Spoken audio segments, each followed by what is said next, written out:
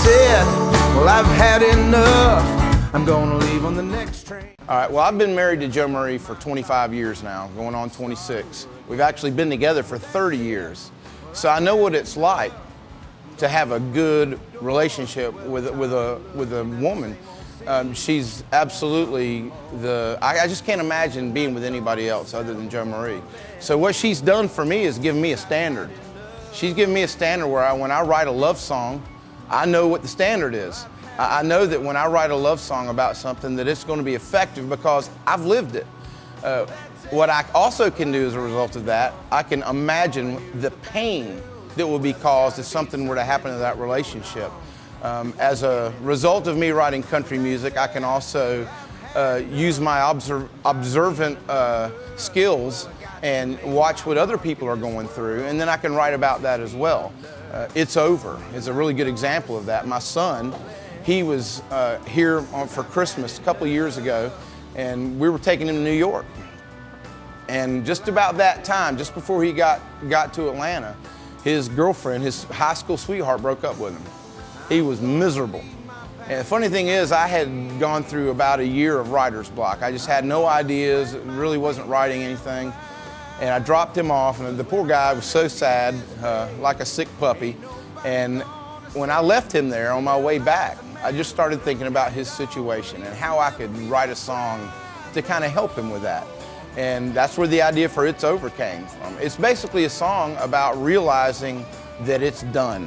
There's no more holding on. There's no use in holding on to something that's already done.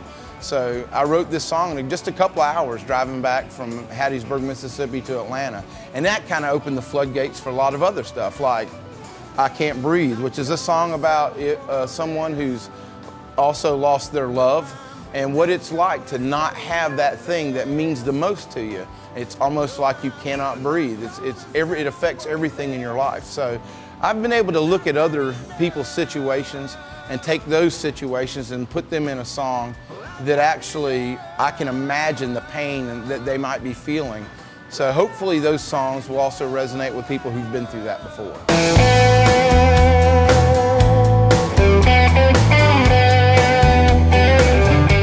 Well, just to try to take an issue that might be negative in someone's mind, such as veterans after Vietnam who came home and got spit on, things like that.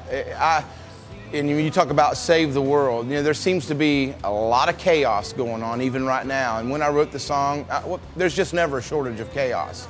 So what my goal is when I'm writing these songs about these issues is not so much to take a one-sided approach to it, but just to make a statement that's general in nature that what we're doing doesn't work.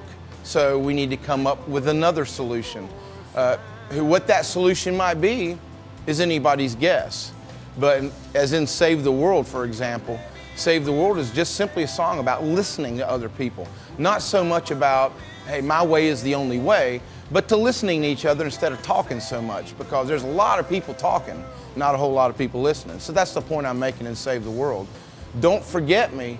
I really wanted to address the idea of our veterans who have gone out there and chosen to put their lives on the line and to basically be the heroes that I'm talking about in When a Hero Dies, only to have come back and not be remembered. And people forget what they've done.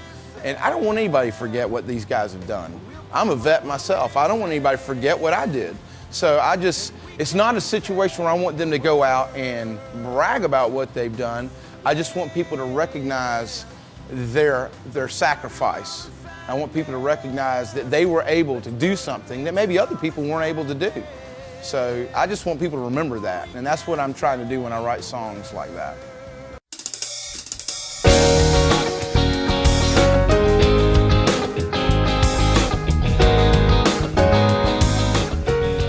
The title, and then there were songs, it really encapsulates how I feel about the creative process in writing these songs.